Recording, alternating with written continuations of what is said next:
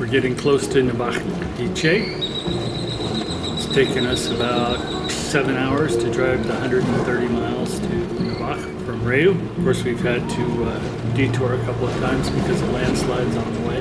The local firefighters are taking us to a Quiché Maya village called Palóp in the mountains north of Nebaj. Apparently they were hit very, very hard by the hurricanes and left cut off from the rest of the country by a number of landslides and severe flooding.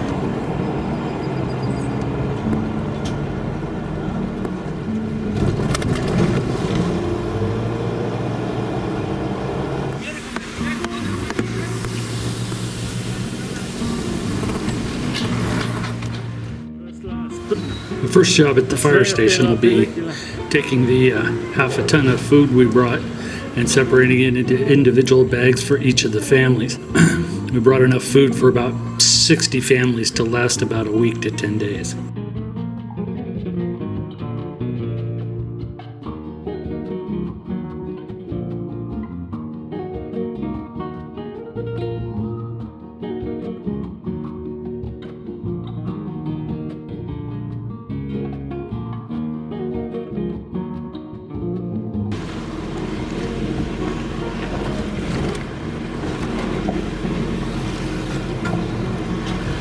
We are here in Nebaj, Quiché with a emergency food relief mission.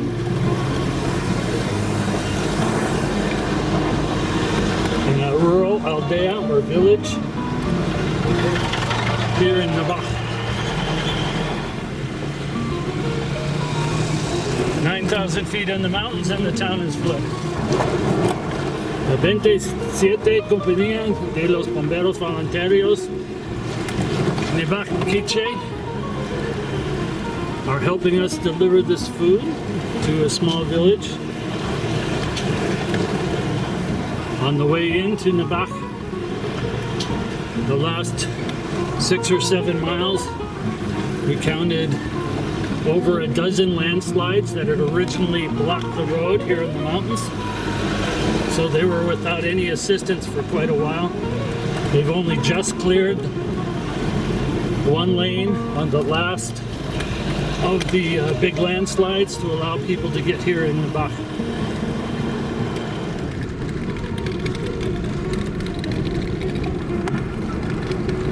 Another piece of roadway that washed away.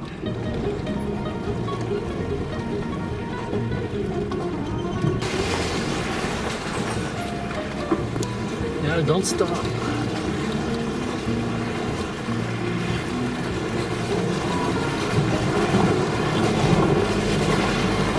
Of course, we didn't know it then, but the 19 miles from Nebaj to Palóp will take almost as long as the 130-mile trip from Rayu to Nebaj.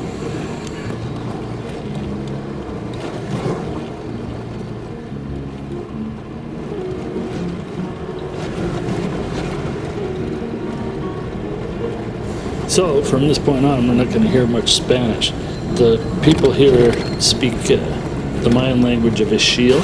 Fortunately, the firefighters here speak both languages because, while my Spanish is bad, my Ixil is far, far worse. Another landslide right here. I had to dig this out of the mud. This road is really unstable. This chicken bus tried to avoid a soft spot on one side of the road and found another bad soft spot on the other, collapsing the whole side of the road into the ditch. The Ixil people are doing everything they can to help themselves because they're pretty used to not getting much outside help. The supply caravan's on an at least an 8-hour walk to the town of Nebaj. When they walk back tomorrow, they'll have 100-pound bags of the stunted dry and whole corn that they grow here in the mountains.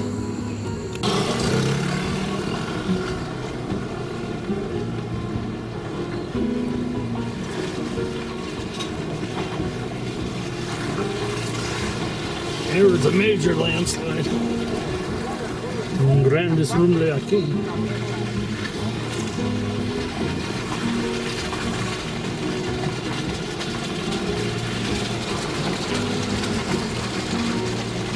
This road was completely covered and they just now dug it out. You can still hear chainsaws up the hill where they're cutting the trees that fell with it.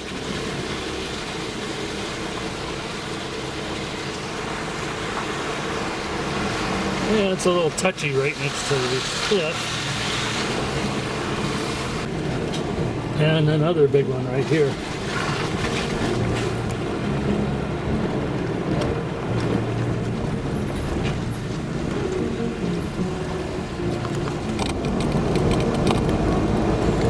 We came across this kind of unusual parking lot along the side of the road, pretty far from Nebaj.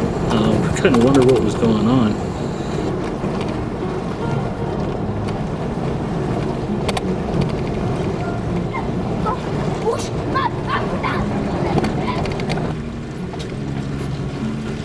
It became pretty evident when we got to the river Quiché because the main bridge had collapsed during the storm and the secondary bridge is close to collapsing. And a commercial truck delivering construction supplies to the bridgehead got well and truly stuck on the approach to the secondary bridge. The main bridge is completely gone, even to the footings. The secondary old bridge has its footings largely washed away, so now the bridge is supporting the footings rather than the other way around. We surveyed the damage and have several meetings with the local indigenous and town leaders, bridge engineers, and the police to get permission to cross the bridge. But the indigenous leaders give us permission as long as we're respectful of their community. The engineers are pretty sure that the bridge will hold the weight, and the police are okay with it as long as the others are. And we very slowly inch our way across the bridge, one vehicle at a time, and succeed in getting to the other side. Almost certainly the first relief group to come up here. This poor guy was driving up the road in his four-wheel with about 1,000 pounds of dried corn in the back of his truck on a supply run for another village. When he hit one too many big rocks, it snapped the ball joint on his front left wheel, leaving him stranded in the middle of the road. Unfortunately, there was no way we could get by him, but when he asked what we were doing, he got together all the men of the village and they demonstrated the Guatemalan tow truck technique.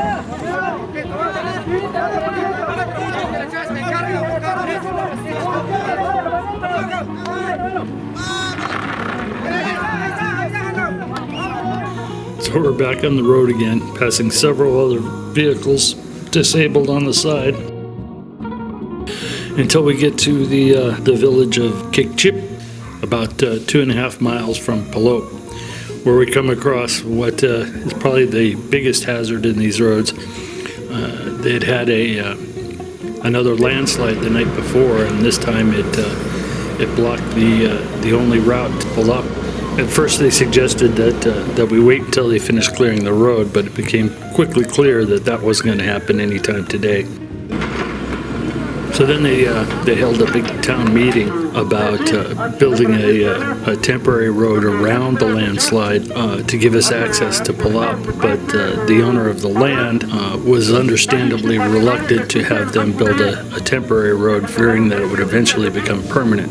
After about an hour of waiting for them to come to some sort of decision, it became clear that they weren't going to come to any decision quickly. The firefighters solved this by calling the alcalde and other leaders of Palóp and having them come down the 2.5 miles to the top of the landslide, and then quite heroically began to carry the bags of supplies up the mountain to the waiting vehicles at top. The bags weigh about 20 pounds a piece, which doesn't sound like a lot until you realize that we're about 9,000 feet in the mountains, and all the weight seems much, much heavier when you're climbing it at altitude.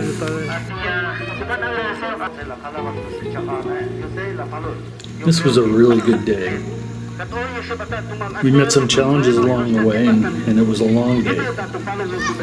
But in the end, we fed some very hungry people during some of the worst days of their lives. We met some new friends and left some smiles behind when we left. Now all we have to do is drive back on the road we came in on, in the dark. This mission was funded by your kind donations to Fuerza Guatemala 502, Chicago.